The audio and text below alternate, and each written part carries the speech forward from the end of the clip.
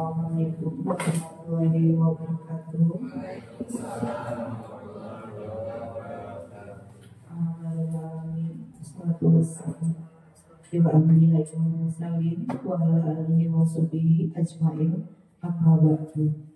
Pertama-tama, marilah kita panjatkan puji dan syukur kehadirat Allah Subhanahu wa Ta'ala, karena atas berkat rahmat dan dayanya kita dapat berkumpul di hari yang cerah ini pada acara diseminasi disiplin positif yang nanti akan dibawakan oleh Bapak Ajat Sudraja. Sebelumnya, mohon izin saya di sini Rizka Aisyah, sekaligus juga kurikulum dari SDN 102 Cikudeso Kota Bandung yang akan memandu jalannya kegiatan hari ini, mulai dari pembukaan, kemudian menyanyikan lagu Indonesia Raya, sambutan dari Bapak Kepala Sekolah, kemudian doa dan pemaparan materi diseminasi oleh narasumber kita oleh Bapak Ajat Sudraja. Untuk mengefektifkan waktu, marilah kita buka acara ini dengan membacakan basmalah bersama-sama. Tak lupa selamat dan salam juga agar selalu tercurahkan kepada Nabi besar Muhammad Sallallahu Alaihi Wasallam. Baik, acara selanjutnya yaitu menyanyikan lagu Indonesia Raya yang akan dipimpin oleh dirijen dari Ibu Lestari SPD. Kepadanya disilahkan dengan hormat. Kepada hadirin dipersilakan untuk berdiri. Hiduplah Indonesia Raya, Indonesia tanah airku, tanah tumpah darahku. Di sanalah aku berdiri, jadi pandu ibuku. Indonesia kebangsaanku, bangsa dan tanah airku. Marilah kita berseru, Indonesia bersatu. Hiduplah tanahku, hiduplah negeriku, bangsaku, rakyatku semuanya. Bangunlah jiwanya, bangunlah badannya, untuk Indonesia Raya.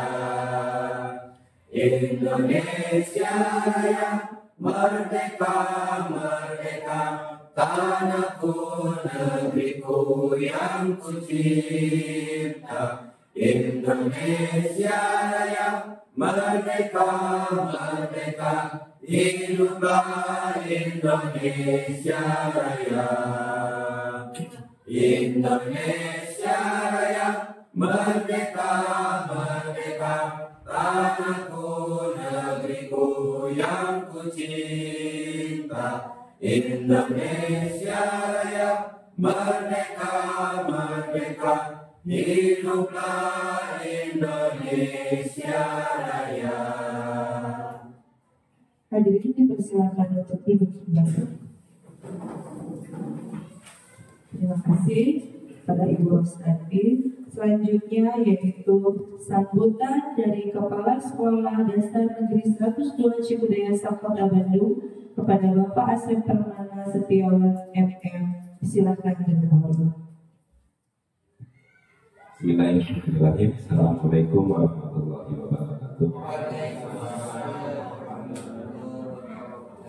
Alhamdulillah, kita bersyukur kepada Allah. Salawat dan salam semoga terlimpah kepada Rasulullah SAW, kepada keluarganya, sahabatnya, istri juga para pengikutnya sampai hari kiamat. Yang saya banggakan guru-guru SDN 102 Cikudesa, terutama Pak Ajat yang sekarang sedang mendapatkan tugas untuk bisa menyelesaikan kegiatan calon guru kalau dilihat dari judulnya itu adalah diseminasi budaya positif di sekolah. Ini ada satu kisah yang ini bisa dijadikan bahan pelajaran juga di sebuah universitas. Katanya di situ ada mahasiswa terbagi dua kelompok. Kelompok yang pertama dibiasakan dengan kata-kata yang positif. Kamu calon presiden, kamu hebat, kamu pintar, kamu segala macam diucapkan. Dan kemudian di kelompok yang lain adalah diberikan kata-kata yang boleh dikatakan tidak positif, ya. Sekolahannya jelek, sekolahannya penuh korup, pokoknya lebih budaya-budaya yang boleh dikatakan sifat-sifat negatif yang disebutkan di sana. Ketika itu setiap hari dikumandangkan, setiap hari digalakkan, dan apa yang terjadi? Ternyata dalam tidak lebih dari 3 bulan dari dua kelompok itu langsung terbentuk sebuah karakter yang berbeda. Ketika yang dibudayakan positif, kamu calon presiden, kamu hebat, kamu tangguh, maka wajahnya katanya ceria, wajahnya itu semangat, wajahnya itu penuh dengan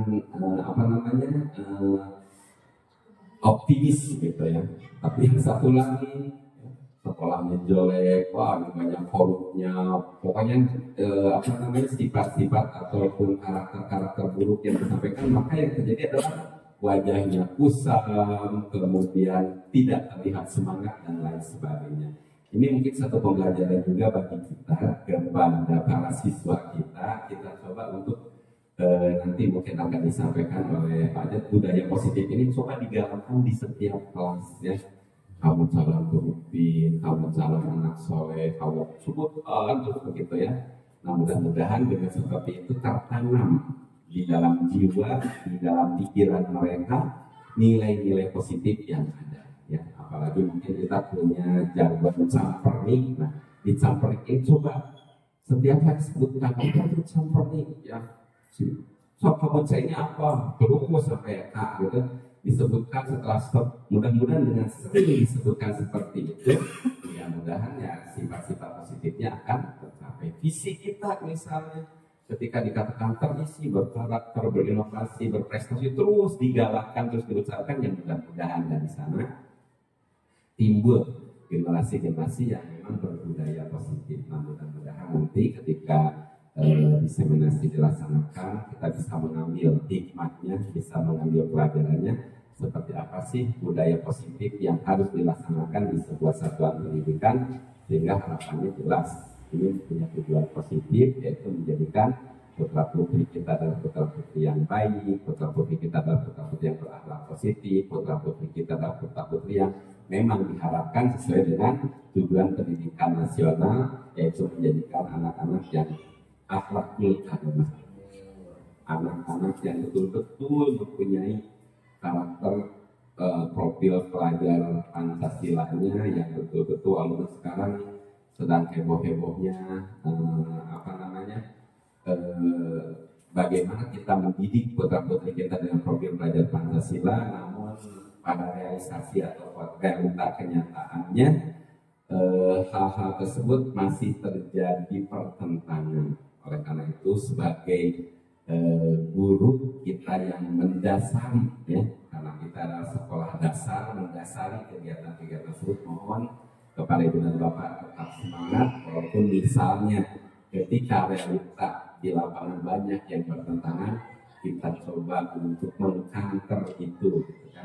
Kita coba untuk memberikan penjelasan yang sejelas-jelasnya bagaimana profil pelajar Pancasila bisa kita laksanakan, bisa kita wujudkan, sehingga harapan dari tujuan pendidikan nasional bisa kita wujudkan, ya terutama mungkin di SDN 102 Cikidaysa. Saya ucapkan selamat kalau ada, dipersilakan mudah-mudahan lancar, dan mungkin kegiatan ini saya tidak bisa pun, tapi saya juga mungkin harus hadir juga ke Kiara Payung karena ada kegiatan LT3 ya yang harus dihadiri juga, karena mungkin itu sebagai kuaransi biru 4 SMP 46 sudah hadir, mana senang kuaransi terakhir. Dan karena itu boleh dikatakan ya informasi-informasi itu serba instan, jadi sekarang ini harus siap dengan segala perubahan, siap dengan segala kondisi. Terima kasih, mudah-mudahan bisa berjalan lancar. Selamat hajat, semoga bisnis ini bisa memberikan hasil yang terbaik. Assalamualaikum warahmatullahi wabarakatuh. Assalamualaikum warahmatullahi wabarakatuh. Pertama-tama saya ucapkan terima kasih kepada Bapak Sekolah yang telah hadir pada kegiatan diseminasi budaya positif di sekolah yang disampaikan oleh saya selaku calon guru penggerak angkatan 11. Juga kepada Ibu Bapak Guru yang telah hadir pada acara ini, juga kepada seluruh PTK yang telah hadir pada acara. Nah, yang Ibu dan Bapak, hari ini saya akan mendiseminasikan setelah saya sudah menyelesaikan satu modul 1 dan sekarang masuk ke modul 2 sebetulnya. Nah, ini diseminasi budaya positif. Nah, budaya positif di sini mungkin saya bertanya dulu. Nah, apa yang ada di benak Ibu dan Bapak saat ada kata budaya positif seperti itu? Gimana begitu? Aku bisa itu aja. Ya. Gitu Pak, positifnya bisa pasti itu positif buat kita. Wow, siap. Coba kamu dipakai piku. Ya, betul. Coba budaya positif yang ada di benak kita. Ketika kita memberikan ini buat kita, aku bisa, sugesti buat kita, aku bisa pasti kitanya juga pasti bisa gitu. Biasanya seperti itu kalau untuk saya. Oke, jadi kita sudah punya keyakinan ya, mungkin ya punya keyakinan bahwa kita sugesti kita itu positif ya, tidak berpikiran negatif, pasti kita bisa. Nah, betul. Terima kasih kepada Bu Gina ya. Nah, jadi budaya positif itu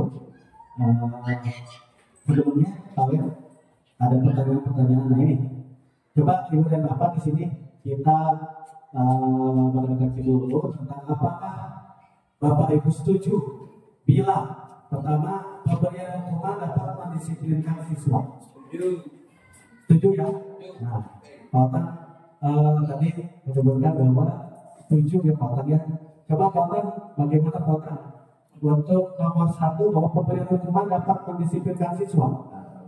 Ya, dengan kita memberikan hukuman kepada ini merupakan suatu tolak ukur apa yang kita inginkan, tapi dengan catatan hukuman tersebut janganlah memberikan hukuman badan, tapi berikanlah hukuman yang membangkitkan motivasi anak untuk belajar lebih giat lagi atau berperilaku lebih giat dan lebih baik lagi.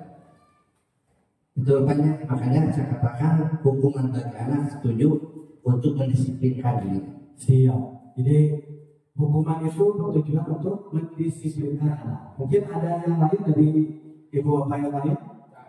Nah, dari perspektif guru KAI. Siap. Silakan Pak Segi.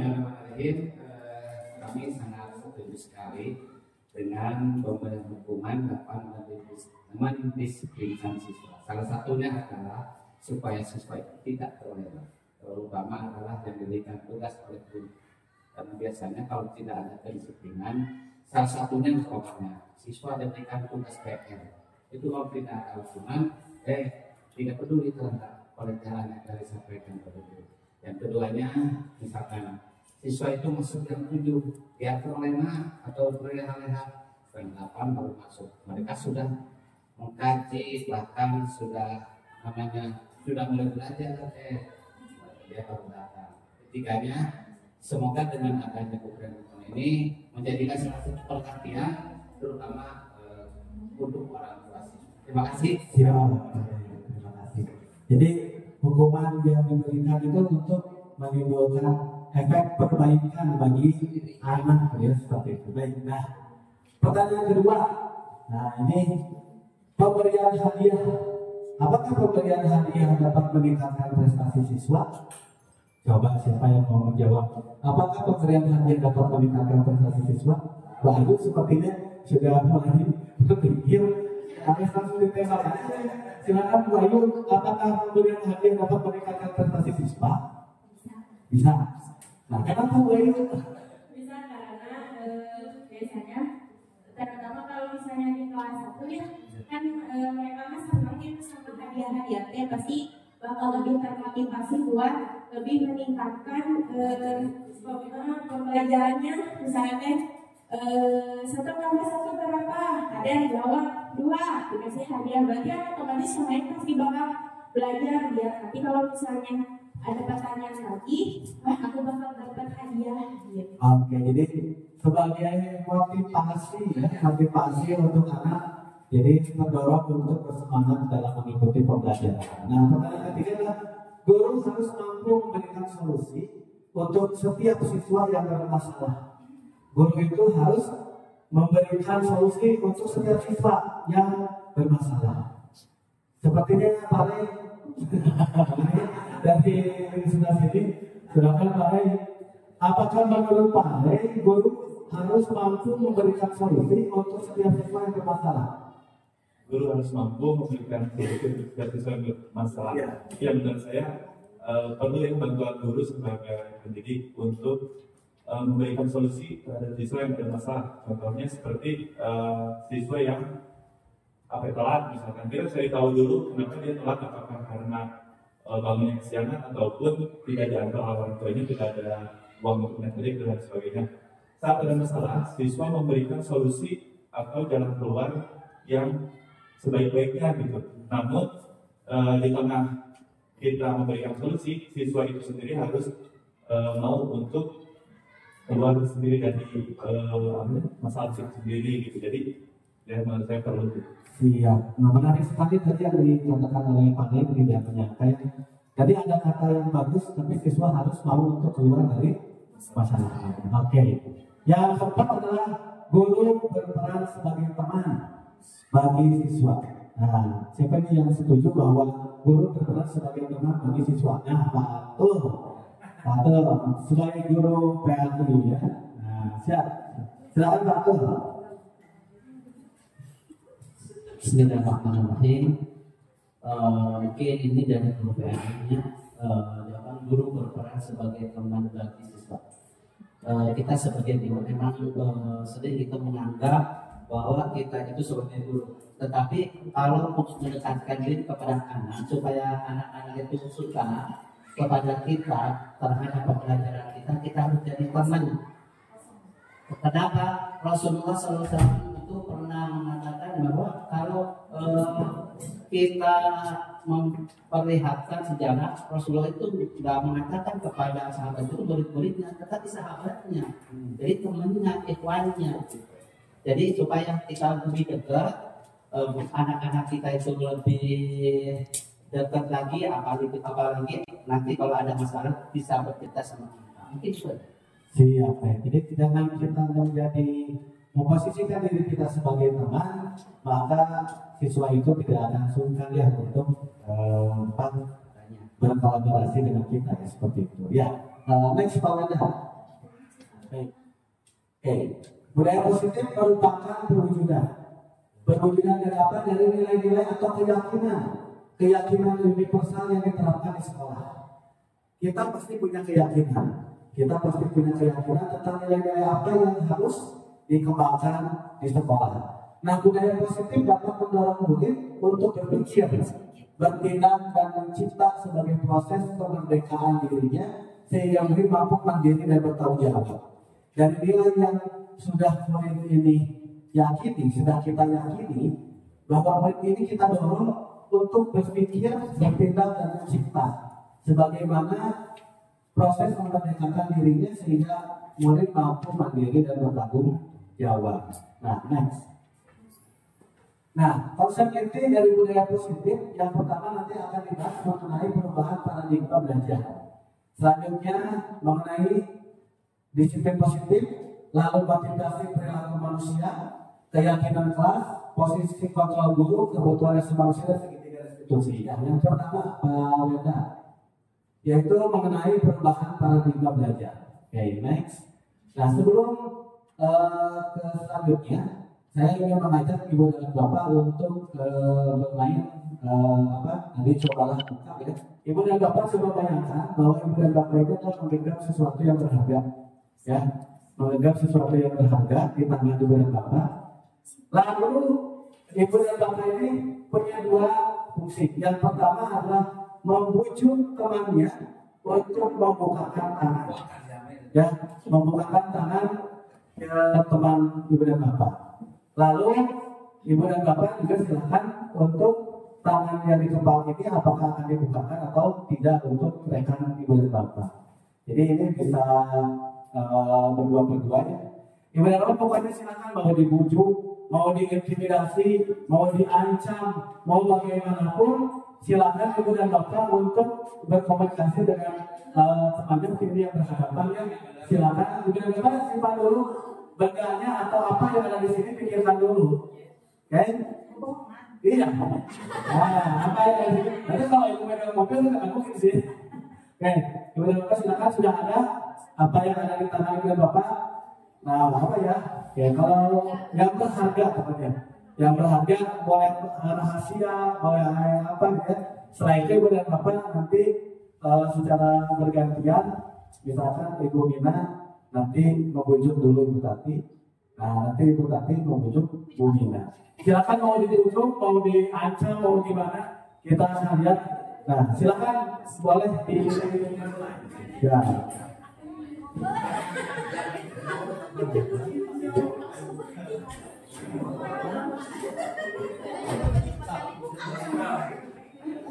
Ya ada.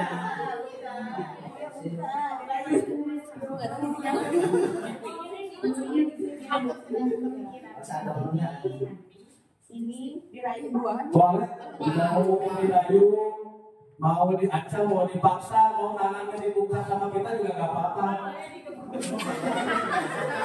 Nah, kita berusaha untuk membuka tangan teman kita, ya. Nah.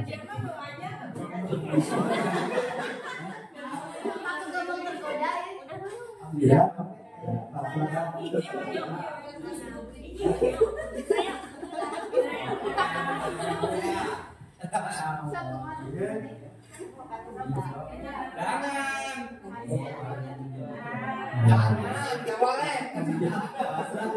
Boleh, mau diganti dengan yang lain, katakan.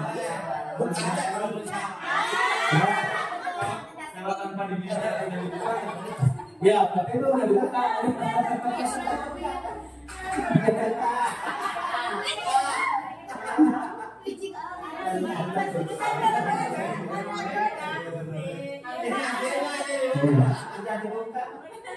Sudah, sudah apa?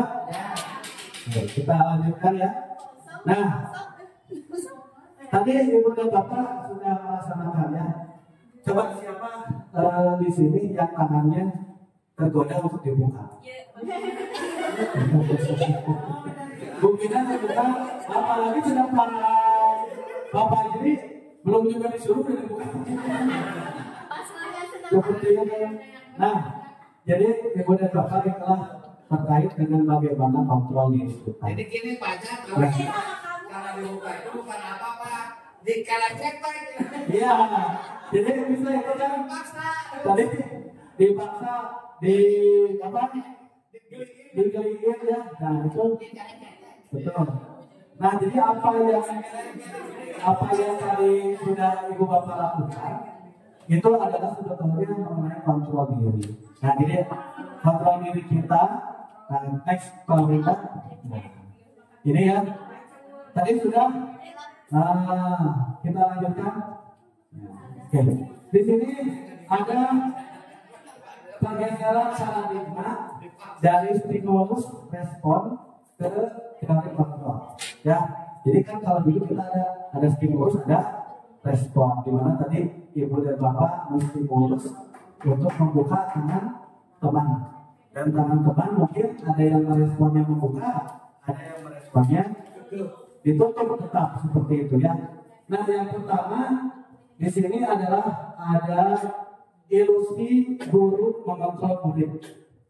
Ilusi, jadi kalau ilusi mah berarti tidak nyata ya. Jadi kalau di sini ilusi guru mengontrol murid.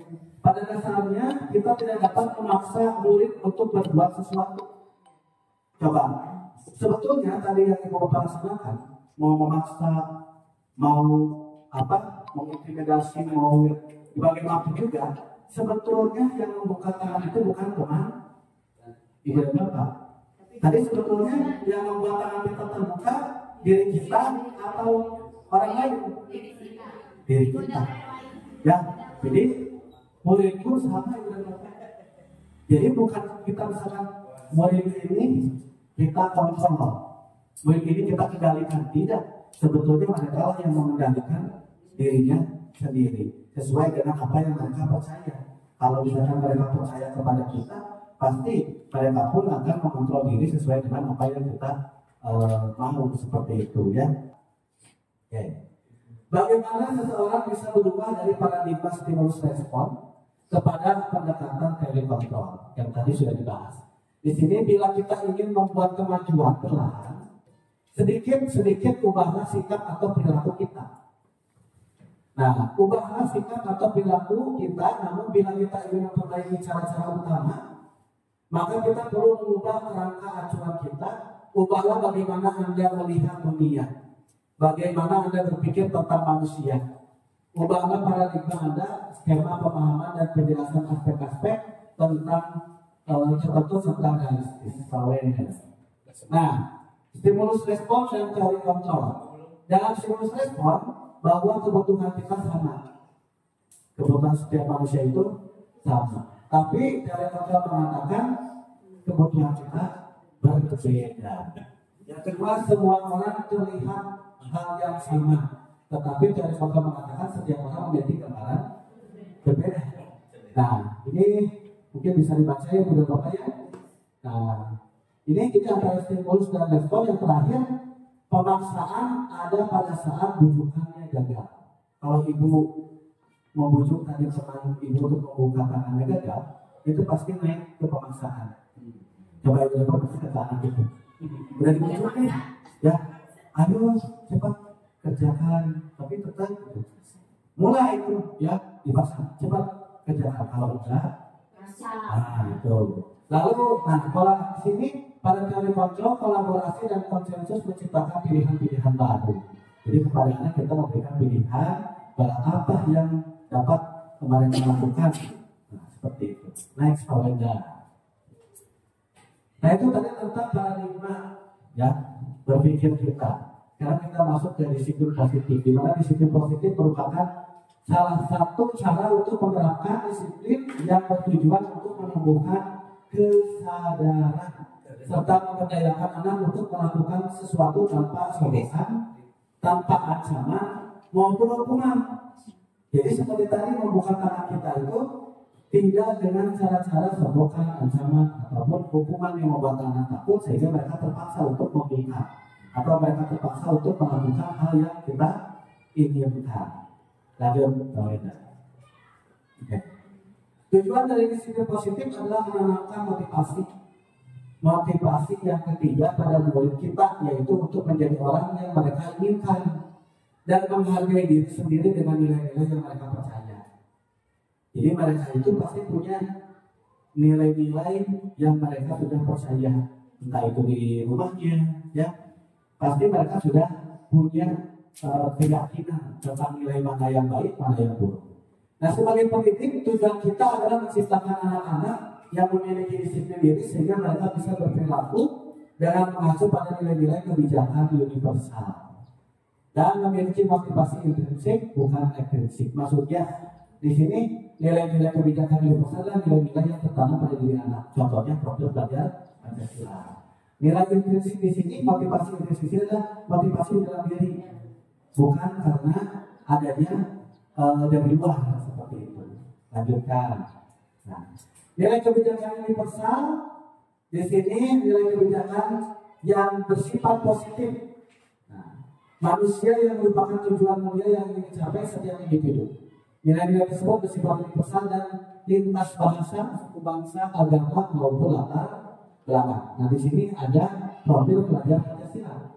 Mulai dari beriman bertakwa kepada Tuhan Yang Maha Esa, dan berharapnya lanjut kebinekaan global, gotong royong, kreatif, bernama kritis dan mandiri. Nah, lanjutkan soalnya. Nah, yang ketiga yaitu motivasi perilaku manusia. Nah, tadi sudah ada teori kontrol yang kontrol murid. Yang keduanya yaitu tadi ada nilai-nilai universal yang diyakini oleh sekarang motivasi perilaku manusia apa saja.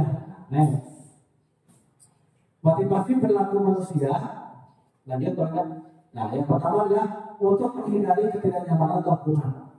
Ibu dan bapak pernah tidak melihat anak atau ibu bapak sendiri?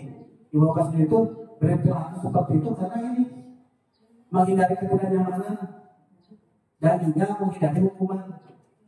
Agar tidak dihukum ya terpaksa. Jadi ya melakukan itu. Agar kita itu menghindari ketidaknyamanan, kita terpaksa melakukan hal tersebut. Nah, jadi ini karena paksaan. Yang kedua, untuk mendapatkan imbalan.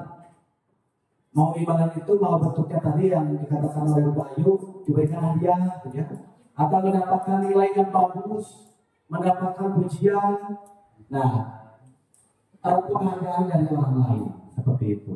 Next, poin dan yang terakhir adalah untuk menjadi orang yang mereka inginkan dan menghargai diri sendiri dengan nilai-nilai yang mereka percaya. Jadi mulai dari takut, yang kedua itu karena ada imbalan, yang ketiga karena ada motivasi di dalam diri. Jadi itulah yang memotivasi kita untuk berperilaku. Gitu. Apakah kita ada rasa ketakutan atau ada sesuatu yang ingin kita inginkan? Ya, imbalan sebagainya, atau memang itu merupakan suatu kebutuhan kita atau tanggung jawab kita atau peran kita seperti itu. Lanjutkan Saudara. Nah, di sini ada motivasi eksternal tadi ya. Nah, motivasi eksternal. Nah, ini motivasi eksternal ini yang ini Bu. Yang dua ini. Ini yang dua adalah motivasi eksternal. Artinya motivasi ini merubah diri kita karena adanya pengaruh dari orang lain, dari hal luar dari lingkungan sebagainya. Tapi kalau ini adalah motivasinya motivasi internal, gitu ya. Nah, lanjut. Di sini motivasi untuk menjadi orang yang mereka inginkan dan menghargai diri sendiri dengan nilai-nilai yang mereka percaya. Lanjut ya. Ini adalah motivasi internal. Nah, kalau kita mempunyai motivasi internal seperti ini, maka selanjutnya kita tidak menghindari hukuman dan memberikan penghargaan berlebih. Nah, jadi maksudnya kalau kita sudah mempunyai motivasi internal, kita harus menghindari hukuman dan pemberian penghargaan berlebihan. Artinya digarisbawahi berlebihan agar meminimalisir motivasi eksternal dalam diri murid. Jadi tidak terus-terusan diberikan penghargaan, tidak terus-terusan diberikan hadiah, tapi tidak terus-terusan juga diberikan hukuman, tidak terus-terusan diberikan hal-hal yang bersifat memukul kepada anak. Nah, tadi kan sudah dibahasnya. Hukuman juga perlu, gitu ya. Terus penghargaan juga perlu, tapi sesuatu yang berlebihan itu tidak baik seperti itu. Kita lanjutkan. Oke, nah menurut Ki Hajar Dewantara, merdeka itu artinya tidak hanya terlepas dari perintah, tidak terlepas dari perintah, akan tetapi juga cakap buat memerintah diri sendiri. Gitu. Jadi kan kalau misalnya ya anak-anak itu kita buat merdeka, nah bukan berarti harus kita lepaskan ya, tidak diperintah, tidak gimana. Tetapi kita buat anak itu cakap untuk memerintah dirinya sendiri, ada kemandirian dalam diri murid untuk melakukan hal-hal yang baik secara internal di dalam diri muridnya itu. Selanjutnya, Pak Wenda. Nah, ini ada hubungan antara hukuman tadi, konsekuensi dan restitusi. Ya, jadi Ibu dan Bapak kita bedakan ada hukuman, ada konsekuensi, ada restitusi. Ini tulisannya kecil ya. Nah, coba di sini contoh hukuman. Hukuman itu sesuatu yang menyakitkan. Pasti hukuman itu sesuatu yang menyakitkan diterima. Mau bagaimanapun juga saat kita dihukum itu ada muncul rasa sakit. Nah, konsekuensi sesuatu yang harus terjadi. Setelah anak melakukan sesuatu hal, ada konsekuensinya. Nah, konsekuensi ini dilakukan oleh anak. Dan kalau restitusi merupakan pilihan. Jadi beda ya. Kalau hukuman itu, jadi harus dilakukan. Tanpa anak tahu itu dari mana sejarahnya, harus seperti itu, harus dilakukan. Tetapi kalau konsekuensi, sesuatu yang harus terjadi setelah anak tahu bahwa perbuatannya itu salah. Tapi kalau restitusi, itu ada pilihan kepada anak. Saat anak melakukan kesalahan, itu ada pilihan. Nah, terus juga, jadi kalau hukuman itu bersifatnya negatif, karena negatif. Nah, melalui paksaan, terus mendorong konsep diri itu buruk, tidak seperti itu. Sampai, nah, kalau hukuman ini negatif ini, itu dibuatnya oleh guru. Ya, ibu dan bapak misalkan lagi diam di depan, tiba-tiba ada anak yang kesiangan. Lalu kita suruh anak tersebut untuk kamu kesiangan, kamu lari 2 kali lapangan sekolah. Tanpa itu ada pembicaraan dulu dengan anak. Tanpa anak mengetahui bahwa secara tertulis kalau saya kesiangan, hukumannya adalah mengelilingi apa? Itu. Tapi langsung disuruh anak itu seperti itu. Itu langsung dibuat spontan oleh guru dengan cara berpikir cepat seperti itu. Tapi kalau konsekuensi, nah, kalau konsekuensi ini sudah ada kerangkanya, aturannya sudah ada, dan disebabkan apa saat anak terjadi seperti itu.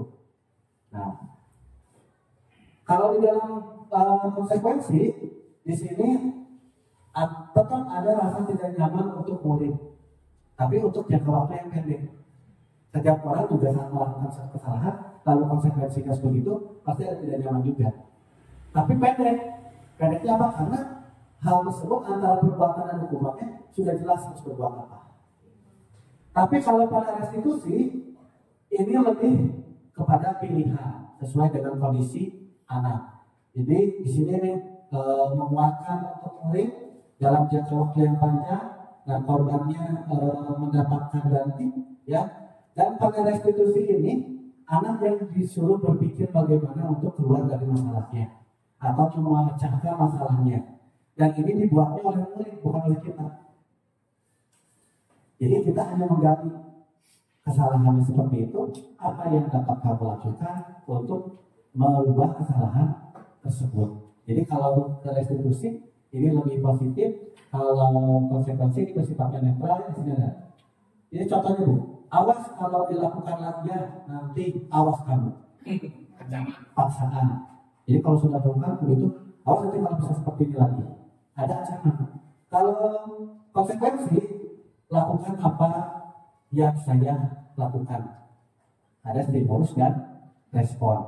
Nah, tapi kalau pada restitusi ini lebih positif. Apakah hal ini yang sesungguhnya ingin kamu lakukan? Nah, nanti kan akan menjawab tidak. Nah, nanti Anda mendorong untuk mencapai disiplin positif dan konsep dirinya itu kuat untuk pelatihan untuk keluar dari masalah seperti itu. Nah, di sini anak paham bahwa dirinya sendiri yang pegang kendali kontrol sebetulnya seperti itu. Nah, lanjut ke poin penjelasan tentang hukuman, konsekuensi dan restitusi. Hukuman itu tidak terencana, bersifat satu arah, bisa berupa hukum fisik, psikis, atau kata-kata kasar. Kalau hukuman. Kalau konsekuensi bersifat terencana, sudah disepakati malah, ya. Dan bentuk-bentuk konsekuensi dibuat oleh pihak guru sekolah. Contoh ibu dan bapak, sekolah kan punya aturan atas sekolah, dibuat oleh sekolah. Tetapi posisi murid di mana? Tidak membuat aturan itu kan ya. Nah itu seperti itu. Jadi aturan itu sudah dibaca, anak sudah tahu kalau kesiangan maka konsekuensinya ini. Tetapi saat pembuatan aturan itu murid tidak tahu, sehingga mengalami proses untuk adanya suara dari murid. Tapi pada restitusi, proses menciptakan kondisi bagi murid untuk memperbaiki kesalahan mereka sehingga mereka bisa kembali pada kelompok mereka. dengan karakter yang lebih kuat. Ada anak kalau sudah melakukan kesalahan, lalu kita ada ngobrol, misalnya ada berkelahi nih, ada yang berkelahi, lalu kita damaikan, sudah didamaikan, apakah mereka kembali lagi ke kelas dengan anak-anaknya itu kembali lagi normal? Ya, nah itu juga harus dipastikan seperti itu. Jadi jangan sampai anak itu saat berbuat kesalahan, saatnya dia itu kembali ke kelas, tetap dia menjadi anak yang bersalah di mata teman-temannya. Seperti itu. Oke, lanjutkan. Nah, konsekuensi atau hukuman. Mencatat 100 kali di dalam buku, saya tidak akan terlambat lagi karena terlambat ke sekolah. Konsekuensi atau hukuman? Hukuman. Yang kedua, lari mengelilingi lapangan basket. Hukuman. Membersihkan coretan yang dibuat di meja tulis. Konsekuensi. Murid diminta untuk push up 15 kali karena tidak menggunakan masker. Hukuman. Berdiri di depan kelas sambil mengangkat kaki satu. Hukuman. Membersihkan WC karena merusak pensil teman. Lari keliling lapangan karena terlambat 10 menit pada PJOK. Gimana menurut PJOK? Lari keliling lapangan karena terlambat 10 menit saat pada PJOK. Hukuman atau konsekuensi?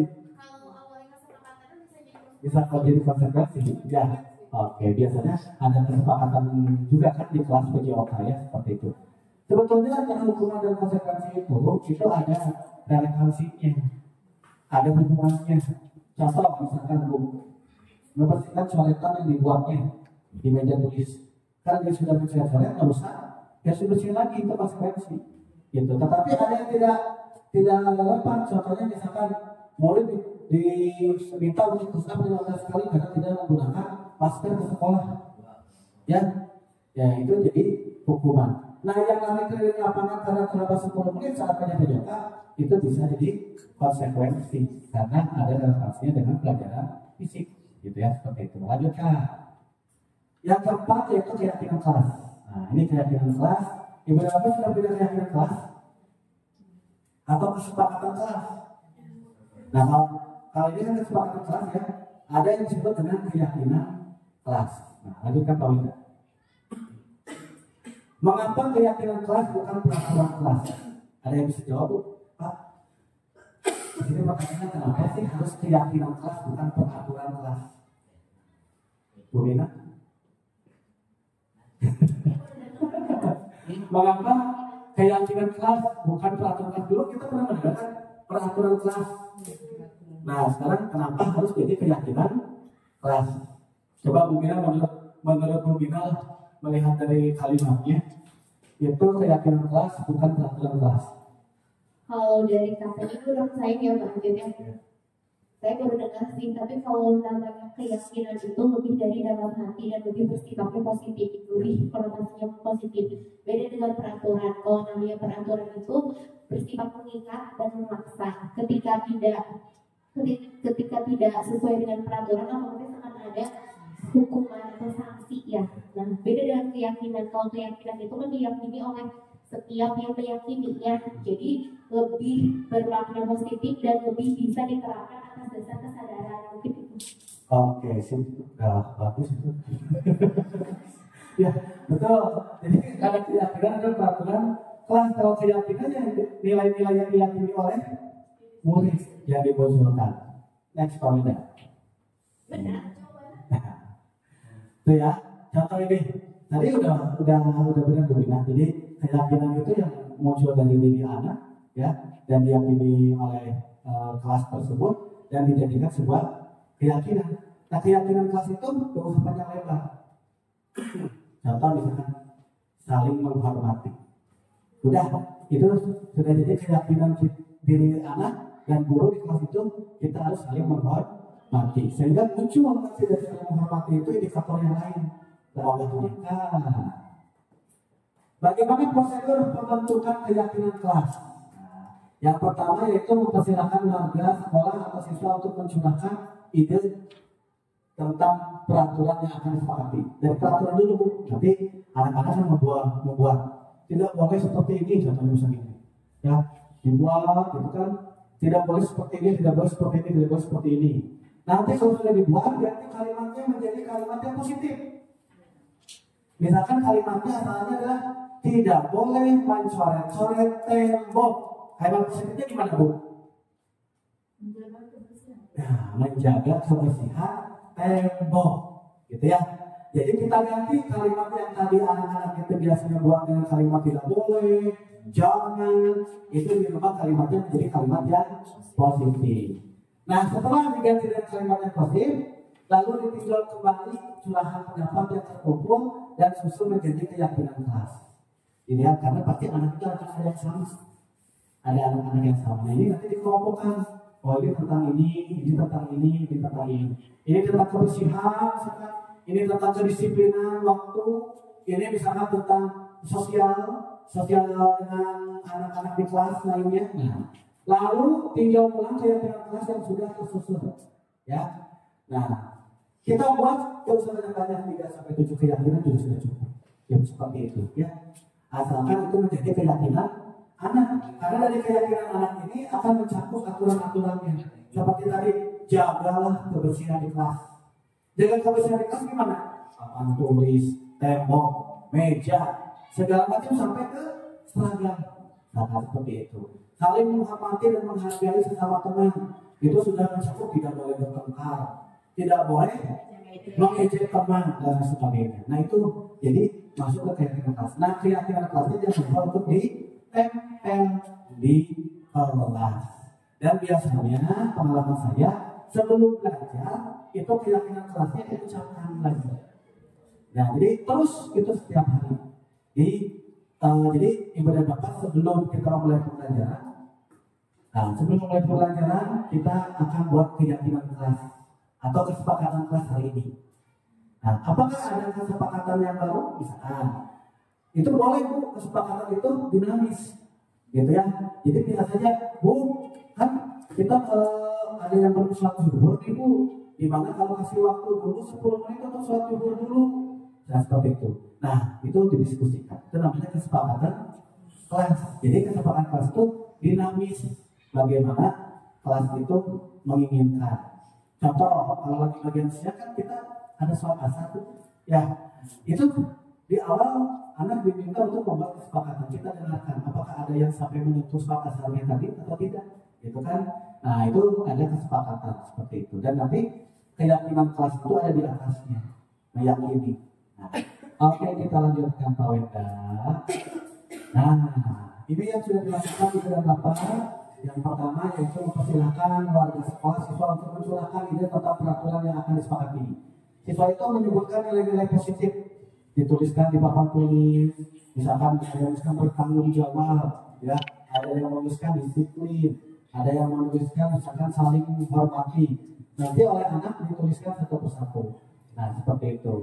Nah, dituliskan di dalam kertas, ya, sticky note. Lalu anak diminta untuk menuliskannya ke papan tulis. Nah, lanjutkan Pak Wanda. Memilih dan merumuskan keyakinan. Ini kita melakukan diskusi bersama-sama. Pilih beberapa ide yang paling sering muncul. Jadi dari kelompok tadi, kelompok yang sudah dibentuk ini, nah akan muncul kan ide-ide itu ada yang sama, yang kalimatnya berbeda tapi maksudnya sama. Itu dianggap penting. Jadi ide tersebut yang sering muncul itu disatukan seperti itu. Nah, ubah ide-ide tersebut menjadi kalimat yang positif. Silakan anak yang merubahnya. Kita hanya menuntut, contoh guru menuntut siswa untuk membuat kalimat dari kata yang telah dipilih mengenai nilai yang dianggap penting bagi kelas. Nah, contohnya anak-anak dari ide bertanggung jawab, kita bisa melihat kalimat kita bertanggung jawab atas tugas dan pekerjaan kita. Seperti itu. Oke, dilanjutkan. Nah, mencatat hasil diskusinya. Perwakilan murid memindahkan kalimat-kalimat ide yang paling sering muncul pada kertas planok atau karton, ya.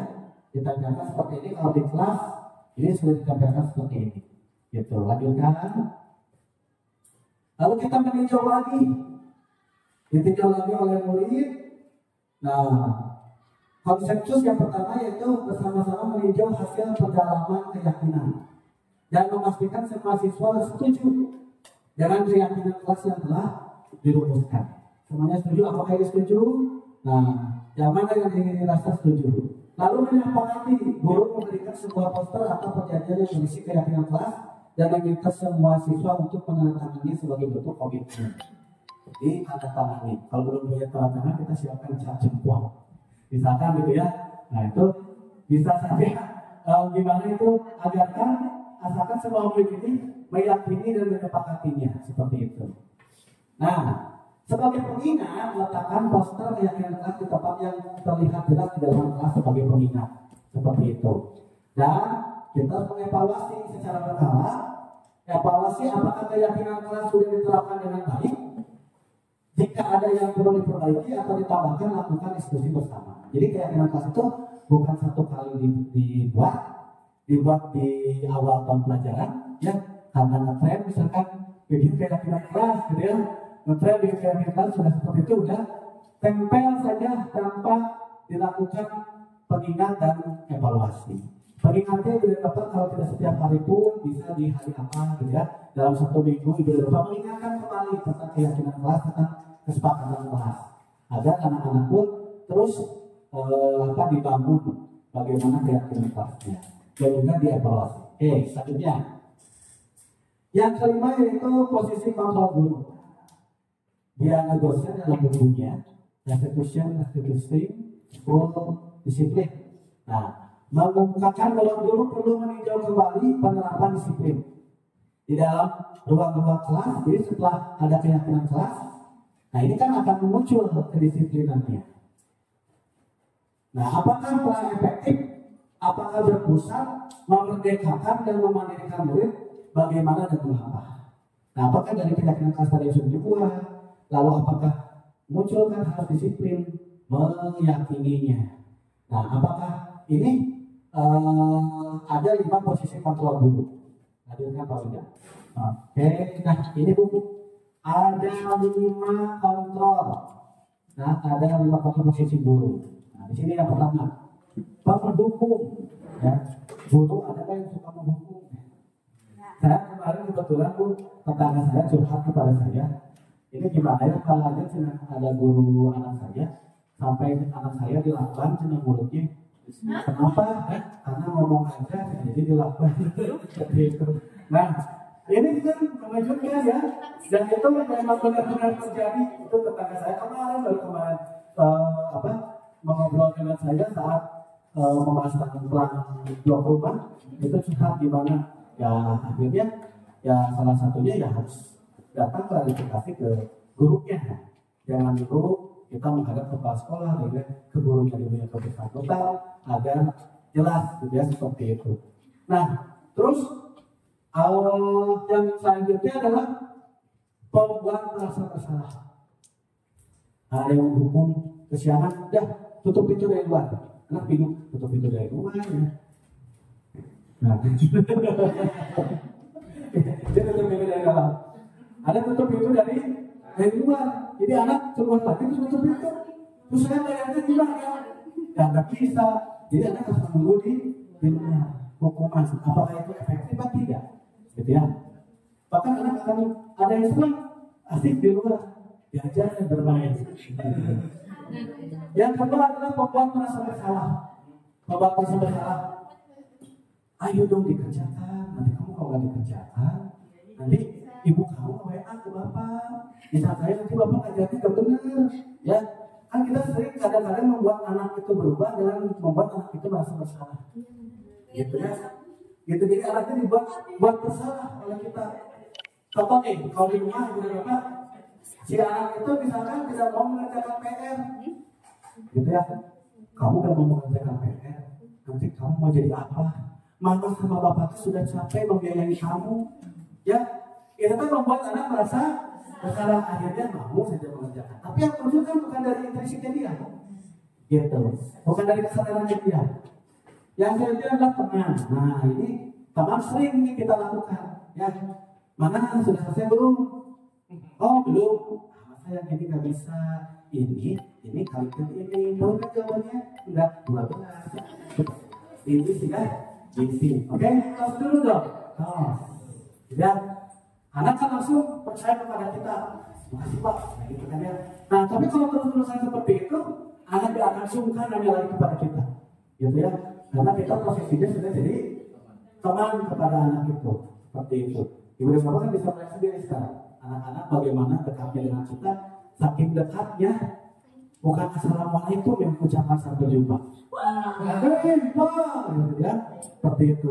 Atau misalkan anak datang pada Pak, tas dulu dong, ya. Kita mau begini, dia begini, seperti itu. Oke, lanjutkan. Di sini ada pemantau. Ya, kalau pemantau ini hanya mencatat. Kalau ada kenyataan yang salah, kamu sudah 4 kali loh berbuat seperti ini. Ya, gitu. Jadi hanya memantau saja. Nah, terus yang selanjutnya di sini ada posisi manajer.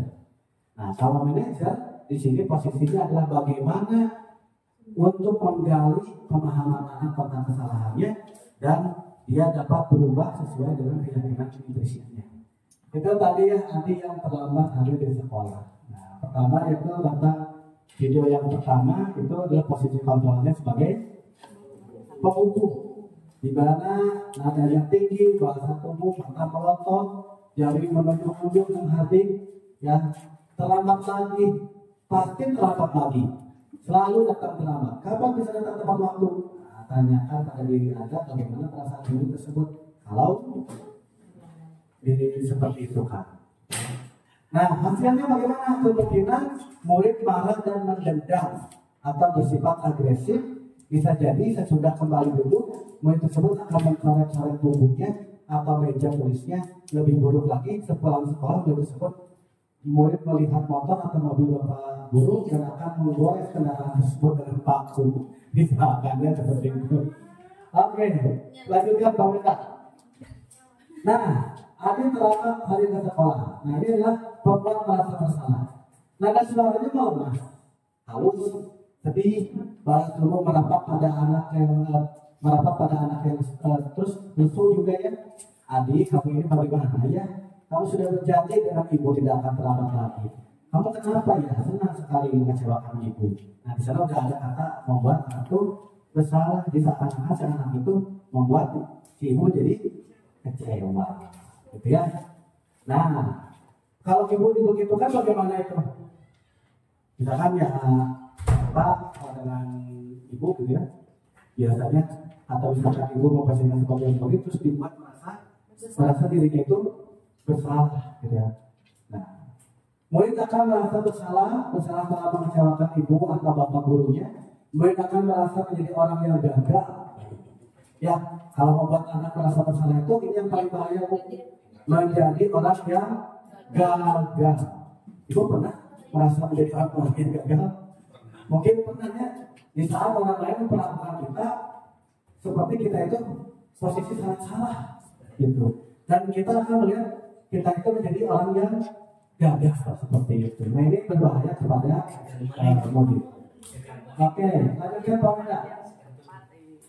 Selanjutnya menjadi teman. Nah, suaranya ramah, akrab, bercanda, bahasa tubuhnya juga merapat pada anak, mata dan senyumnya juga dinampak. Adi, ayolah bagaimana sih kamu? Kemarin kamu sudah janji ke bapak, bukan? Kenapa terlambat lagi? Sambil tertawa ringan, ya. Tapi hasilnya gimana? Murid akan merasa senang. Kalau kita tujuannya hanya membuat murid bisa senang, ibu dan bapak berhasil, ya. Dan akrab dengan guru. Ini termasuk dampak yang positif. Hanya saja di sisi negatif murid menjadi tergantung pada guru tersebut. Bila ada masalah, dia merasa bisa mengandalkan gurunya untuk membantunya. Dia tidak akan mandiri. Jadi, tenang saja. Tenang aja lah Pak Wedama bagus. Pas ngerjain PR, tenang. Pak Wedama paling juga nanti ngomong ini soal itu dikerjakan sekarang. Ya, misal gitu kan. Oke, kita lanjutkan. Next ke ini udah temannya, lanjut. Oke, nah pemantau, kalau pemantau ada suaranya ramah, akrab, bercanda, bahasa tubuh, terus merapat kepada anak, mata dan senyuman dinampak. Adi, ayo bagaimana sih kamu? Kemarin kamu sudah janji ke bapak, bukan? Kenapa terlambat lagi? Sambil tertawa ringan ya. Oke, ya sudah, tidak apa-apa, duduk dulu di sana. Nanti Pak Guru bantu kamu sambil tersenyum-senyum. Nah, ya kita lanjutkan. Hasilnya murid memahami konsekuensi. Ya, memahami konsekuensinya yang harus dijalankan karena telah melanggar kesalahan atau peraturan. Guru tidak menunjukkan suatu emosi yang berlebihan, menjadi marah atau merasa membuat bersalah. Murid tetap dibuat tidak nyaman, yaitu dengan harus tinggal di kelas pada waktu jam istirahat. Dan ibu pernah nggak gini? Yang belum mengerjakan tidak boleh istirahat. Nah, itu konsekuensinya ya. Anak-anak sudah selesai belum? Belum bu? Oke, waktu 10 menit lagi ya. Kalau ada yang belum, nanti tidak boleh istirahat. Nadanya biasa saja dengan senyuman. Namun anak merasa takut jika belum selesai. Dan nanti konsekuensinya akan diam di kelas. Nah itu kan memang mendorong anak untuk cepat, tidak rehat, seperti itu. Ya itu betul. Jadi ini kalau posisi kita lanjutkan. Kita lanjutkan yang terakhir manajer. Nah, ini manajer yang memang posisi kontrol yang paling tinggi itu di manajer. Nadanya tulus, bahasa tulus tidak kaku, mendekatkan murid, guru misalnya seperti ini. Tadi apa kamu tahu jam berapa sekolah dimulai? Ya 7 Pak. Ya jadi kamu terlambat. Kira-kira bagaimana kamu akan memperbaiki masalah ini? Nah di pertanyaan ini ditujukan kepada anak. Jadi bukan kita nanti besok jangan terlambat lagi ya, bukan gitu. Tapi ditanyakan kepada anak, bagaimana kamu akan memperbaiki masalah ini? Adi menjawab, saya bisa menanyakan teman saya Pak untuk menanyakan teman saya Pak untuk mengejar tugas yang tertinggal. Baik, itu bisa dilakukan. Apakah besok akan ada masalah untuk kamu agar bisa hadir tepat waktu di sekolah?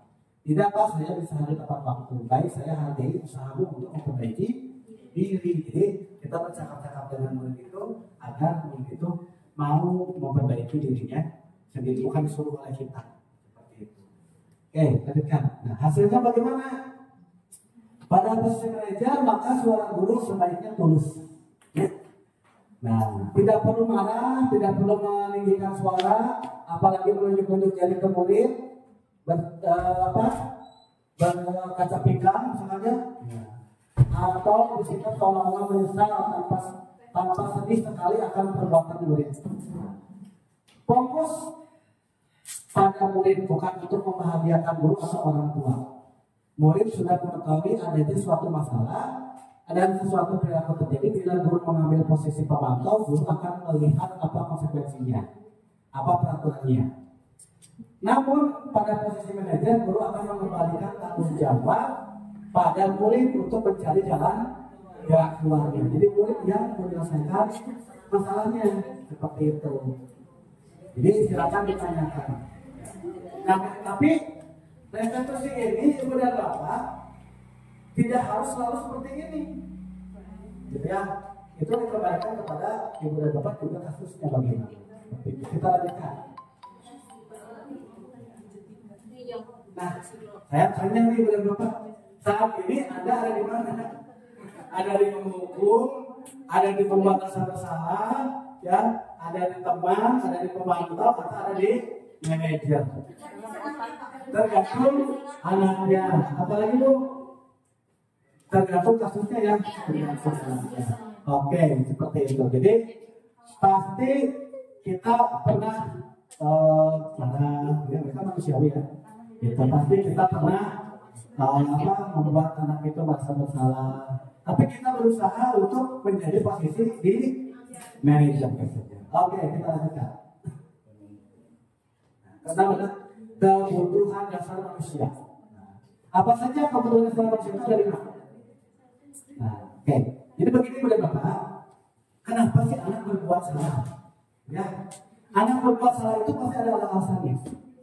Tidak mungkin anak itu tiba-tiba ngomong terus di kelas, mengganggu terus di kelas ya, atau anak itu meminta makanan kepada orang lain, anak itu terlambat, anak itu berkelahi, tidak akan mungkin anak itu tidak ada alasannya. Nah inilah 5.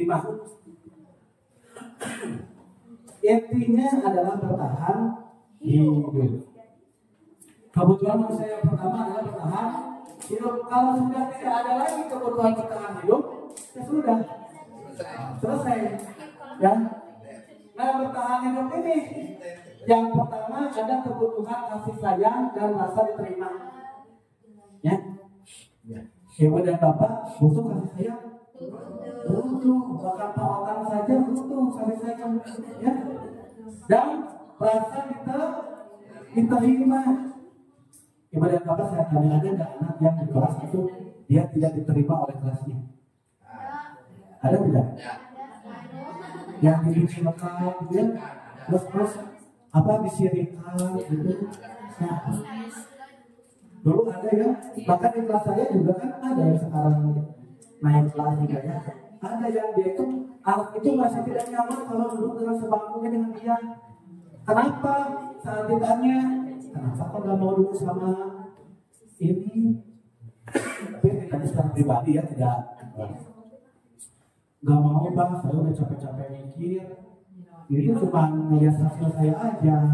Gitu, kalau misalkan gak dikasih, suka ngancam. Nah, saya males kalau sebangku dengan dia. Nah, ternyata ada hal seperti itu. Nah, ada rasa kasih keperluan untuk kasih sayang dan rasa diterima. Nah, mungkin anak-anak yang dari rumah pagi-pagi udah dimarahin orang tuanya ada. Ya. Dari pagi bangun tidur anak sudah mendapati masalah.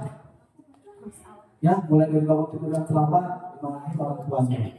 Ya, berangkat ke sekolah di jalan lagi diantarin sama orang tuanya dimarahin lagi. Datang ke sekolah lalu oleh temannya, dasar si tukang terlambat. Ya, itu anak rasa diterimanya akan kurang. Yang ketiga yaitu penguasaan. Ada anak di kelas itu yang dia itu selalu ke depan. Kalau sudah dia, ini tuh aku udah. Kalau udah selesai gimana? Nah, inilah posisi dia ada di penguasaan. Dia ingin memperlihatkan kepada kita bahwa dia itu yang punya kemampuan, ya, penguasaan di dalam dirinya. Ada anak yang seperti itu kebutuhan penguasaannya. Ada anak juga yang misalkan menunjukkan sesuatu, misalkan boleh lihat pita saja, bagus kan? Itu kebutuhan penguasaan. Ya. Oke, kebebasan. Misalkan ibu memberikan tugas, dicatat ya. Bu, digambar boleh, nggak boleh dicatat pokoknya ya. Bu, digambar boleh, nggak boleh. Padahal kalau misalkan kita boleh membebaskan kepada anak, bisa lebih bagus. Siapa tahu anak itu menggambar, tapi maknanya sama dengan yang ingin kita capai. Ada anak yang suka berpuisi, tapi jarang ya. Bu, boleh nggak ini materi saya buat puisi? Itu jarang ya. Tetapi ada hal-hal kebebasan seperti itu.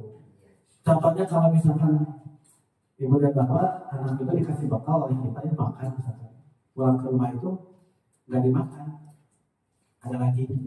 Ternyata dia itu yang merasa tidak bebas, terus dikasih bekal seperti itu. Jadi tidak, sebetulnya dia ingin hal-hal yang baru, yang kebebasan. Bosan. Yang selanjutnya kesenangan. Ada anak yang lempar ke temannya, terus lempar lagi, tapi kan itu kesenangan. Karena dia melempar seperti itu, bukan dia sebetulnya pengen usil dan sebagainya, dia pengen merasa senang kan? Ada anak mungkin kalau ditanya, kenapa kamu tadi misalkan kenain kaki teman kamu sampai jatuh, nggak ada yang jawab, sengaja, nggak pasti nyabahin, tidak sengaja, ya karena dia jatuh jadi kecelakaan, tidak sengaja, tapi di dalam dirinya dia pengen senang-senang sebetulnya, cuma senang-senangnya berlebihan, gitu ya. Nah itu senang-senangnya berlebihan. Jadi memang ada kebutuhan kesenangan. Itu pun ada pada diri kita, Bu. Mulai dari kasih sayang, kita akan muncul penguasaan diakui oleh orang, terus kebebasan, ya, bebas untuk mengekspresikan. Ibu kan kalau di kelas juga, bisa kelas 1 ada 3 rombel, nggak akan mungkin sama cara mengajarnya. Pasti akan berbeda-beda, gitu ya. Ini mas Alma, contoh saja dalam seni, ada yang suka musik, ada yang suka bisa menggambar, ya, ada yang suka misalkan tari, kan tidak bisa dipaksakan di kurikulum merdeka silakan saja. Gurunya yang memilih sesuai dengan kemampuannya. Nanti mungkin ada guru tuh yang senangnya belajar tuh dengan seperti ini, tampilan ada yang dengan membuat nyanyian, ada yang mau diskusi. Nah itu kan memang kebutuhan. Nah, oke, lanjutkan Pak Wenda.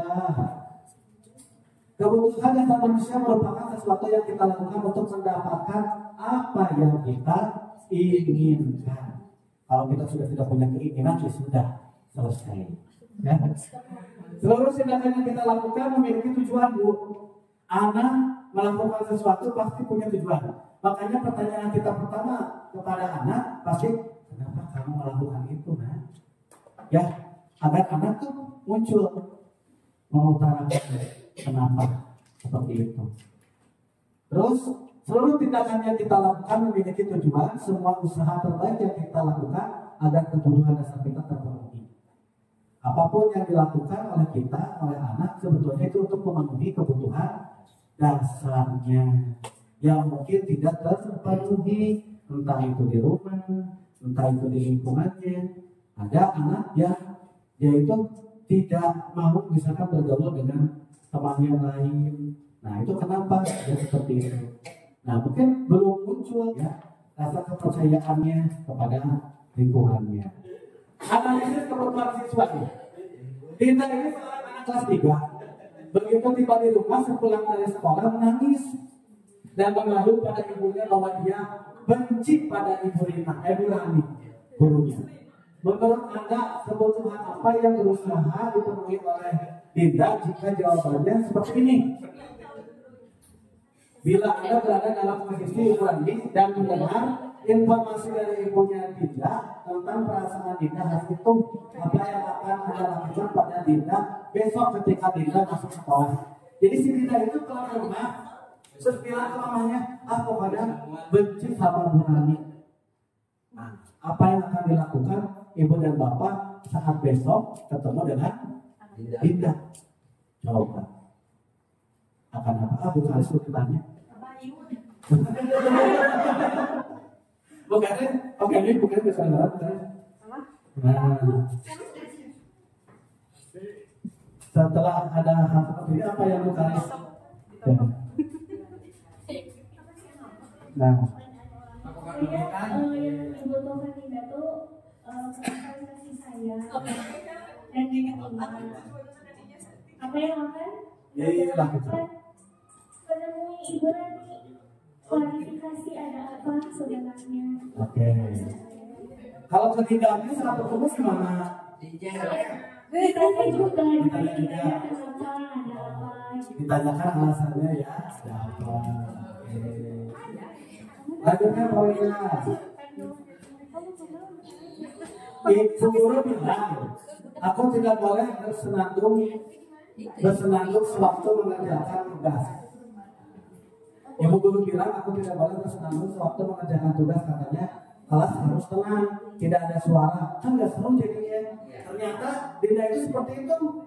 Dia merasa benci itu karena Dinda lagi belajar nyanyi gitu ya.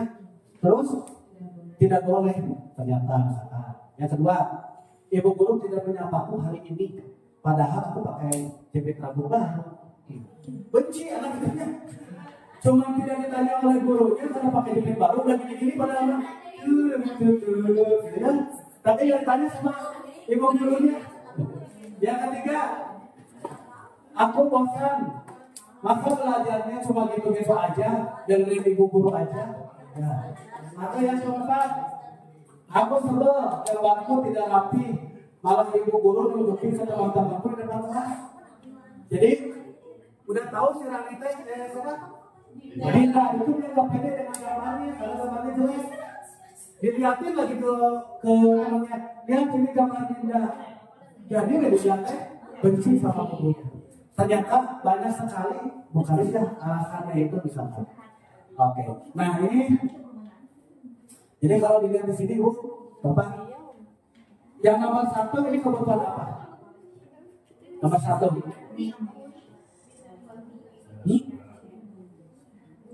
Ibu guru bilang aku tidak boleh bersenandung sewaktu mengerjakan pembelajaran. Yang kedua, ibu guru tidak menyapaku. Kasih sayang. Aku bosan. Kebebasan. Aku sebab gambarku tidak rapi malah ibu guru menunjukkan ke teman-temanku.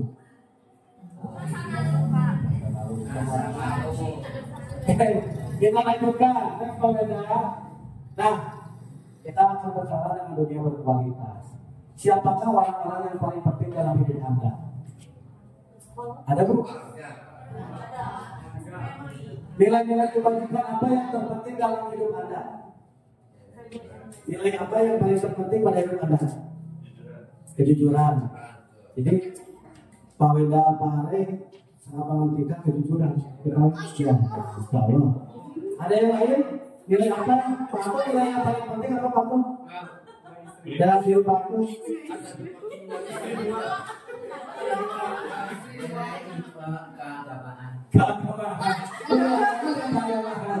Oke.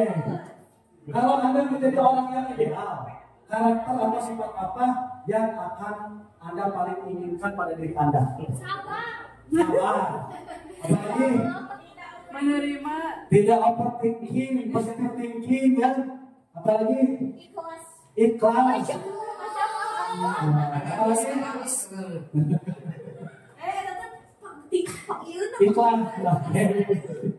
Kira-kira apa pencapaian Anda yang Anda sangat banggakan? Anda bagus loh. Nah, di titik ini sudah bangga.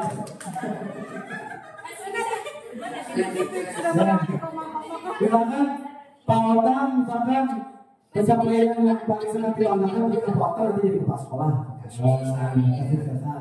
Oh, kalau Pak Jiri misalkan membanggakan di mana Pak Jiri punya kolam renang sendiri. Tidak sekolah renang, biar cita-cita berangan-angan jangan pendek ya. Di mana jauh juga akan nyampe ke bintang yang paling dapat. Oke, misalkan apa pekerjaan ideal bagi Anda? Coba tanyain. Jadi guru udah pekerjaan yang ideal bagi Anda. Untuk saat ini ya. Ya, kalau dulu tidak mau tapi kalau dirasakan ternyata luar biasa ya. Kita syukur ya. Oke, ceritakan bagian sejarah hidup Anda di mana Anda merasa itulah titik puncak hidup Anda. Ada bisa? Belum mengalami itu ya. Oke. Jadi perjalanan Anda di mana Anda merasa itulah titik puncak hidup Anda. Berarti kalau seperti itu, kebutuhan dasar kita semuanya itu belum terpenuhi secara utuh, belum cukup ya. Kalau manusia ya tidak selalu tidak ada cukupnya. Sudah masuk Gak ada yang dikit, aku mah udah di fase ini juga udah gak mau kemana-mana lagi, udah di sini ya. Nah, ya, benar ya. Oke. Apa yang paling bermakna dalam hidup Anda? Yang paling bermakna apa? Apa yang paling bermakna dalam hidup Anda? Yang itu selalu ingat, yang hal itu selalu membuat kita happy. Ada Bu? Dia.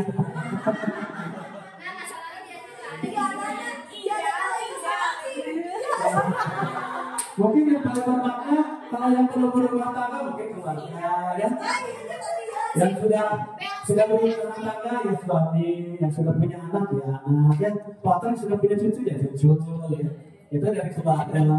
Mungkin dari tingkatan ekonomi yang belum punya rumah ya rumah, yang sudah punya rumah ya rumahnya tingkat 2, yang ada tempat tingkat 2 tingkat 3.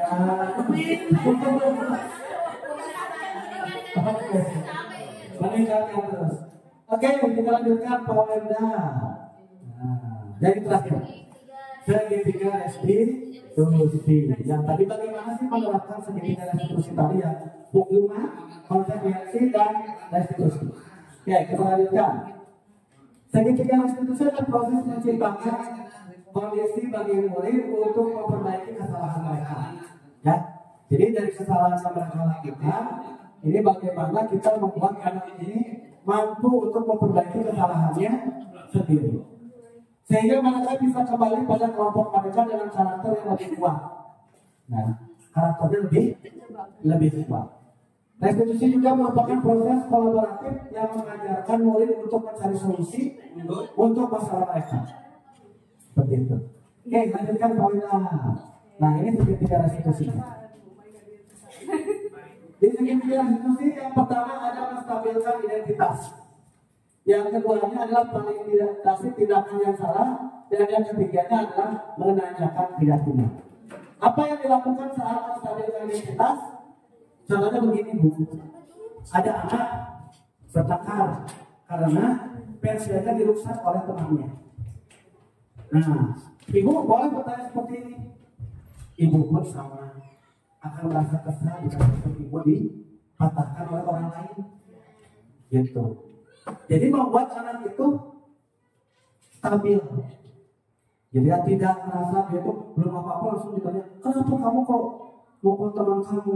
Cuma pensil doang kok. Tapi kan tadi ada kebutuhan dasar. Ya, gitu. Di sini setiap orang pasti pernah melakukan kesalahan. Boleh seperti itu. Nah, setiap orang pasti pernah melakukan kesalahan. Ya, jadi distabilkan dulu buat dia itu tenang. Gitu. Jadi meyakini bahwa kesalahannya manusiawi. Gitu. Terus kamu bukan satu-satunya orang yang pernah melakukan ini. Kalau memang penangkapan itu pernah dilakukan oleh orang lain. Gitu. Nah, setelah melakukan menstabilkan identitas, baru validasi tindakan yang salahnya apa. Jangan apa? Kamu tentu punya alasan mengapa melakukan itu kan? Nah, muncul anak itu langsung saya melakukan ini soal begini. Apakah ada cara yang lebih efektif untuk mendapatkan apa yang kamu butuhkan? Gitu. Jadi kan itu berbuat salah nih. Tapi ditanyakan, ada cara lain enggak? Biar hal itu tidak terjadi. Anak pasti bisa jawab. Yang terakhir yaitu menanyakan keyakinan. Keyakinan kelas apa yang telah kita sepakati? Kalau di kelas ya, kalau di rumah berarti keyakinan di rumah. Jadi restitusi ini bukan hanya untuk di sekolah Bu, bisa diterapkan juga kepada anak kita di rumah. Ditanyakan keyakinan mana dari keluarga kita atau keyakinan mana dari kelas kita yang kamu langgar. Lalu anak menjawab. Nah, kamu ingin menjadi orang yang seperti apa? Artinya, nah jika kamu misalkan punya keyakinan seperti itu, jadi anak yang jujur, misalkan tidak mencontek, jadi anak yang disiplin, tidak terlambat, kamu ingin menjadi orang seperti apa? Sehingga anak itu punya misi. Kalau dia melakukan keyakinan itu, pasti dia akan menjadi orang yang lebih baik. Lanjutkan Pak. Ciri-ciri restitusi itu bukan untuk menebus kesalahan, ya, namun untuk belajar dari kesalahan. Jadi tidak cukup dengan begini, udah kamu minta maaf, udah jangan bertengkar ya, saling maaf-maafan ya. Gak cukup dengan seperti itu. Lalu memperbaiki hubungan. Tawaran bukan paksaan. Lalu restitusi menuntun untuk melihat ke dalam dirinya. Lalu restitusi mencari kebutuhan dasar yang mendasari tindakannya. Kebutuhan apa? Kebutuhan manusia apa yang tidak terpenuhi oleh dia. Sehingga kita bisa tahu. Seperti itu. Lalu restitusi diri adalah cara yang paling baik. Restitusi fokus pada karakter bukan tindakan. Yaitu restitusi fokus pada solusi. Restitusi mengembalikan murid yang berbuat salah pada kelompoknya.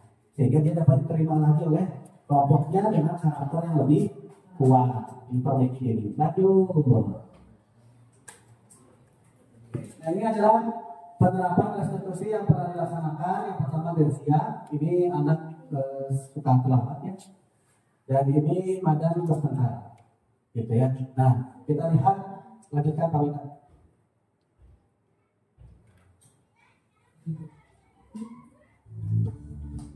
Kasus pertama, Delsia adalah murid kelas 5 pada saat yang telah beberapa kali melakukan. Dia sering datang saat pembelajaran sedang berlangsung, sehingga ada beberapa materi yang tidak dimengerti olehnya.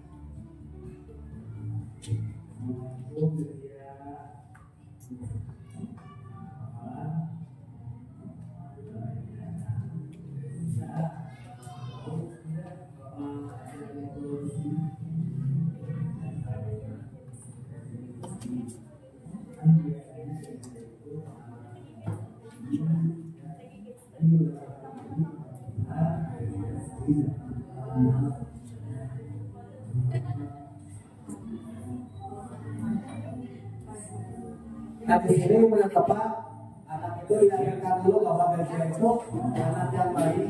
Ya, tetapi kenapa sering terlambat? Ditanyakan.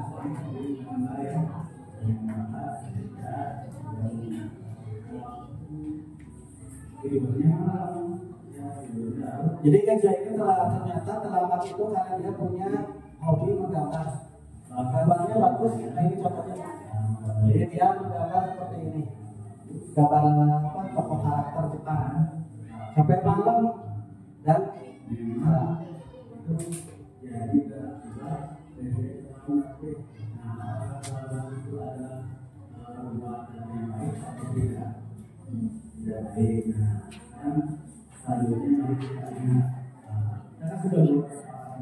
sudah menanyakan misalnya ya, kalau menanyakan keyakinan disiplin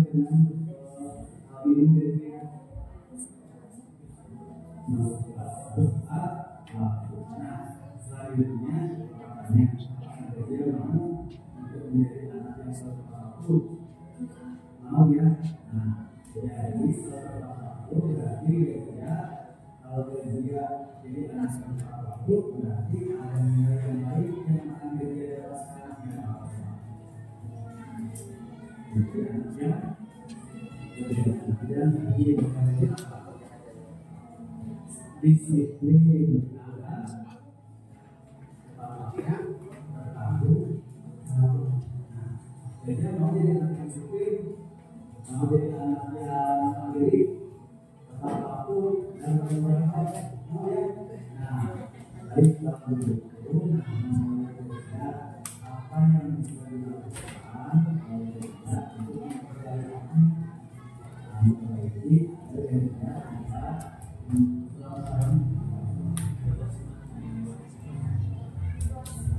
mengatur waktu lebih baik. Selain itu bisa juga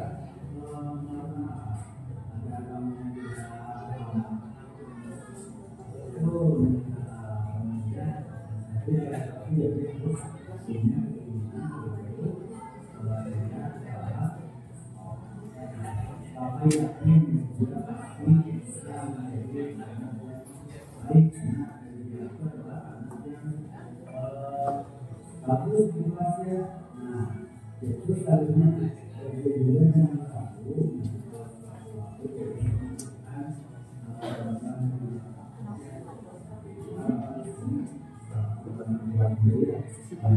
nah seperti itu. Nah dia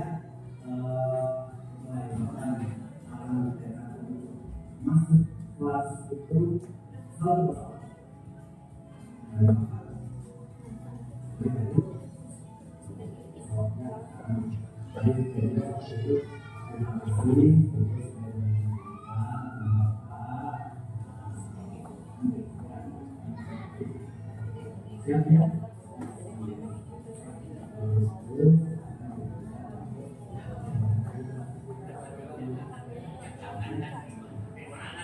Oke, ini tanggapan dari siswa.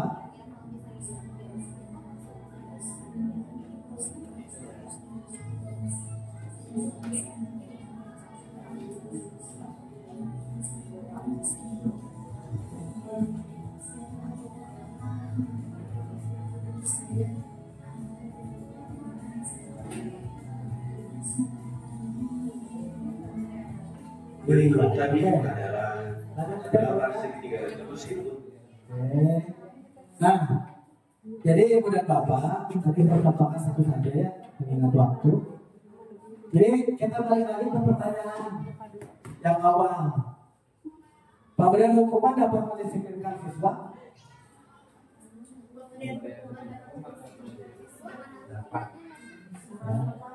Nah, jadi tidak selalu pemberian hukuman ini dapat mendisiplinkan siswa, ya seperti itu. Pemberian hadiah meningkatkan prestasi siswa pun tidak berbanding lurus antara pemberian hadiah dengan prestasi siswa. Guru harus mampu memberikan solusi untuk setiap siswa yang bermasalah ini, harus seperti itu ya. Lalu guru berperan sebagai teman bagi siswa. Nah ternyata peran yang paling utama itu bukan sebagai teman tapi sebagai manajer, seperti itu. Nah baik, Ada Pak Wilda?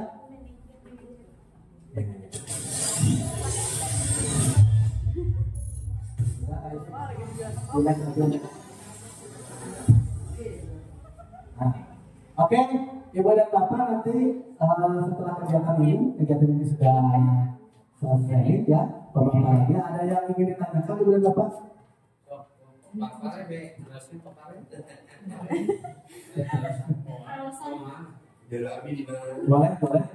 Boleh Bu Mina, silakan. Ini mah pertanyaan kontekstual ya Pak. Jadi ketika tahun kemarin itu kelas bawah dan kelas tinggi kan memang beda sesi. Nah kami di kelas rendah itu waktu itu menyepakati, kebetulan posisinya saya lagi cuti waktu itu ya, dapat info dari Bu Hilda dan dari beberapa guru. Nah ketika upacara itu anak yang tidak sesuai aturan tidak boleh dikedepankan katanya. Nah pada prakteknya itu nggak langsung misalnya hari itu dia nggak pakai topi langsung di depan, enggak.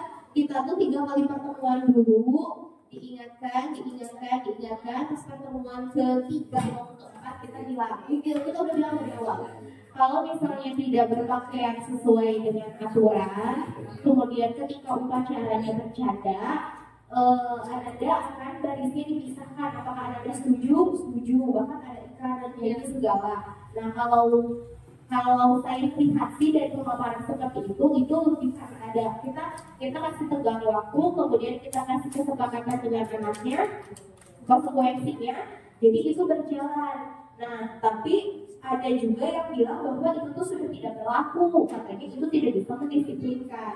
Tapi di satu sisi ketika kita tidak memakai itu lagi, anak yang disiplin itu jadi buku kita tuh pakai topi dan kalau di depan sama gitu.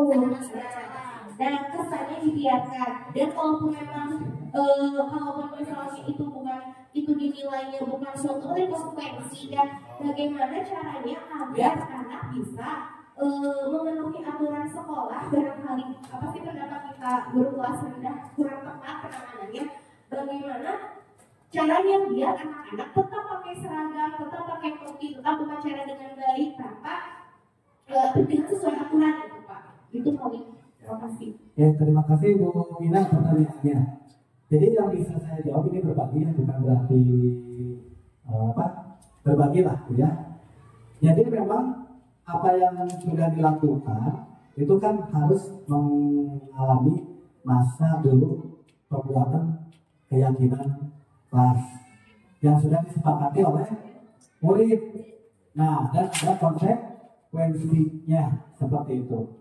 Cuma pertanyaannya, saat anak itu di depan kelas kan maksud dan tujuannya apa? Kalau misalnya dikedepankan nih di depan upacara ya. Nah, saat mereka ke depan, pertanyaan selanjutnya, apa maksud dan tujuan kita ya? Menghadapi tadi jika anak itu di depan kelas kan, ke depan lapangan upacara di panggung ya. Maksudnya apa? Apakah membuat anak itu agar malu? Apakah membuat anak itu akan merasa bersalah? Apakah membuat anak itu ada tujuan misalkan agar anak itu lebih bertanggung jawab, disiplin, seperti itu. Nah, itu memang pasti ada maksud dan tujuannya. Tetapi lebih baiknya apabila saat anak melakukan kesalahan itu dilakukan dulu yang tadi segitiga restitusi. Nah, jadi segitiga, jadi kan tadi sudah ada peringatan 1 kali, 2 kali, 3 kali. Nah kan kalau sekarang sudah mengenal ada segitiga restitusi. Nah di saat anak melakukan kesalahan itu memang harus ada segitiga restitusi sehingga anak itu nanti muncul keyakinan di dalam dirinya bahwa kalau saya tidak menggunakan topi itu nilai kedisiplinan di dalam diri saya itu tidak baik seperti itu. Cara yang lainnya kan memang anak itu tidak menggunakan topi itu apakah dia itu tidak punya? Apakah dia itu ketinggalan ataukah dia itu sengaja agar terlihat mencolok oleh teman yang lain sehingga muncul 5 kebutuhan itu penguasaan. Jadi itu dia saya nggak pakai topi berani, gitu ya. Mungkin ada kemungkinan seperti itu. Ini harus dicari tahu dulu apa motifnya ya, apa alasannya seperti itu sehingga setelah kita tahu itu dicarikan jalan keluar dengan cara segitiga sedusi. Dan kalau anak kelas 1 tidak lepas dari peran orang tua, karena memang tidak banyak anak kelas 1 yang belum dapat menyiapkan kebutuhannya sendiri. Bahkan ada guru yang mensiasati seperti ini, Bu Mina. Jadi biar tidak ketinggalan kopinya itu simpan di sekolah. Jadi simpan aja di lemari gitu kan. Sehingga nanti pada saat upacara itu tinggal dibagikan. Nah itu memang triknya bermacam-macam. Tetapi saya yakin maksud dan tujuan ibu bapak guru kepada siswa itu tidak ada hal lain hanya untuk mendidik sebetulnya ya, mendidik. Hanya saja terkadang pemahaman setiap guru itu berbeda seperti itu. Tapi ya itulah tadi bahwa setiap kita itu kan punya caranya masing-masingnya. Memang si kesepakatan itu harus ada yang bersifat universal yang diyakini oleh satu sekolah. Jadi saat melakukan sesuatu hal itu tidak bertentangan dengan apa yang sudah disepakati oleh semua guru, tapi pasti itu memang terlewat.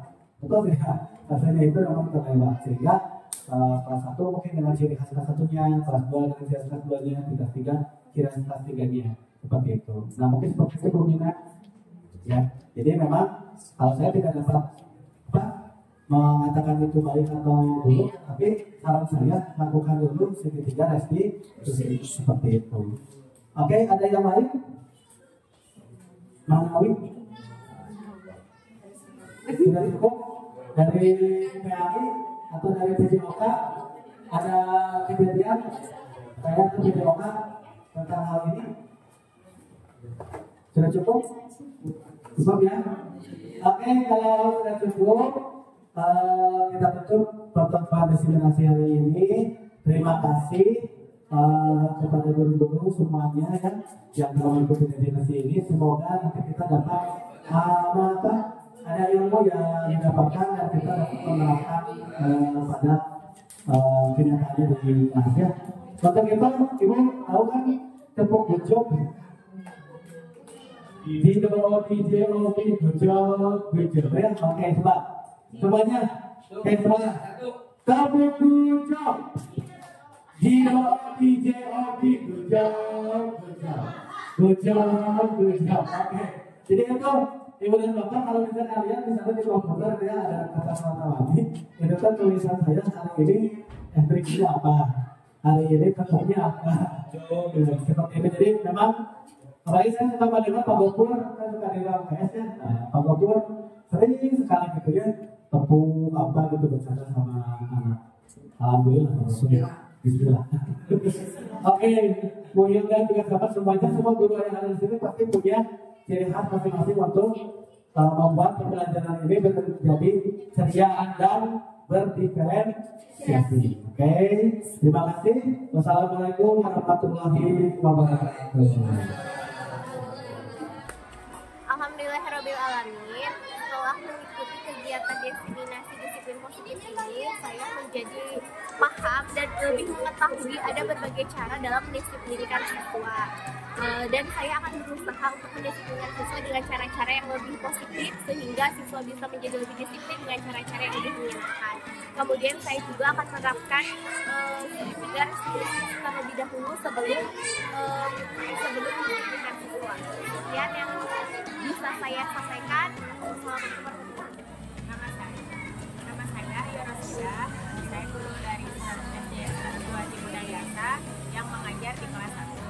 Setelah saya mengikuti pelajaran bersama remaja, saya jadi mengetahui perbedaan antara hukuman, konsekuensi, dan restitusi. Saya juga lebih mengetahui tentang segitiga restitusi. Setelah pelatihan ini, insya Allah saya ingin mengamalkan ketiganya dengan berbagai macam masalah, dengan bisa menerapkan sesuai dengan pemahaman yang saya gunakan, dan saya juga ingin menerapkan segitiga restitusi. Terima kasih. Wassalamualaikum warahmatullahi wabarakatuh.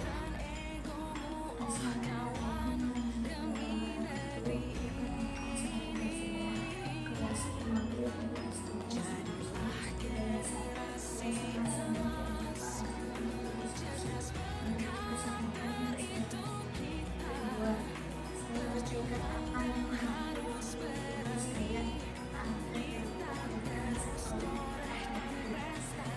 Saya sangat berterima kasih kepada karena sudah membantu